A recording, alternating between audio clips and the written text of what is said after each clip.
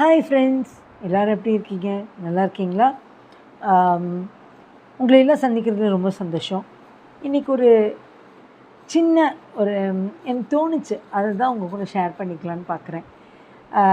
நிறைய பேர் சொல்லுவாங்க, நான் ரொம்ப பாசிட்டிவான ஆள் அப்படின்னு சொல்லிட்டு.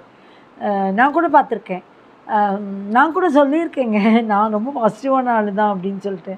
ஆனால் ஆக்சுவலாக இந்த பாசிட்டிவான ஆள் அப்படிங்கிறதுக்கு என்னங்க மீனிங்க?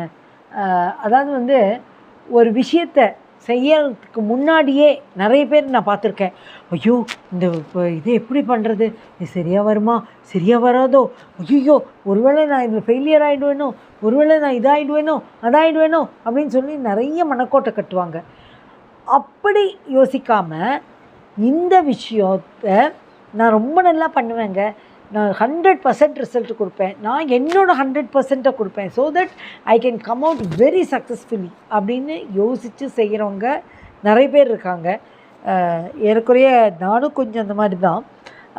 இப்போ அதுக்கு என்ன பேர் நம்ம கொடுக்க போகிறோம் அப்படின்னு தெரியுங்களா? அதுக்கு பேர் மேனிஃபெஸ்டேஷன், அதாவது பாசிட்டிவ் மேனிஃபெஸ்டேஷன் அப்படின்னு பேருங்க.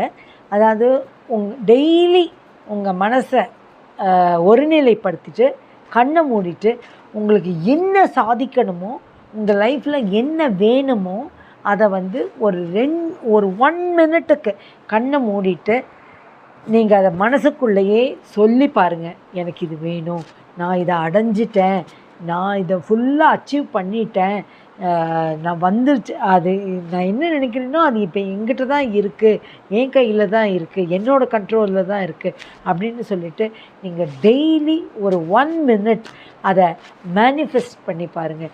எனக்கு தெரிஞ்ச ஒருத்தங்க இருக்காங்க, அவங்க இந்த மாதிரி நிறைய விஷயத்தை பண்ணி அதை சாதிச்சு காட்டியிருக்காங்க. அது அவங்கள நான் என் லைவ் லிவிங் எக்ஸாம்பிளாக நான் பார்க்குறேங்க. அது மாதிரி உங்கள் லைஃப்லேயும் இது நடக்குங்க. நாம் நினைக்கலாம், இப்படிலாம் சொன்னால் நடக்குமா அப்படின்னு சொல்லிட்டு. நம்ம என்னந்தாங்க வாழ்க்கை, நீங்கள் என்னவாக எண்ணுகிறீர்களோ அதாகவே மாறுகிறீர்கள் அப்படின்னு சொல்லுவாங்க. அது மாதிரி நம்மளோட எண்ணங்கள் தான் நம்மளை உருவாக்குது. அதனால் எப்போவுமே நல்லதையே நினைப்போம், நல்லதையே எண்ணுவோம், நல்லதே நடக்கும். அதனால் எல்லோரும் இனிமேல் பாசிட்டிவாகவே யோசிங்க. நிச்சயமாக அந்த பாசிட்டிவிட்டி உங்களுக்கு 100% சக்ஸஸை கொண்டு கொடுக்கும் அப்படிங்கிறதுல எந்தவித சந்தேகமும் இல்லைங்க. என்ன இனிமேல் இப்படி பண்ணுவீங்களா? கண்டிப்பாக பண்ணி பாருங்கள். That will make a change.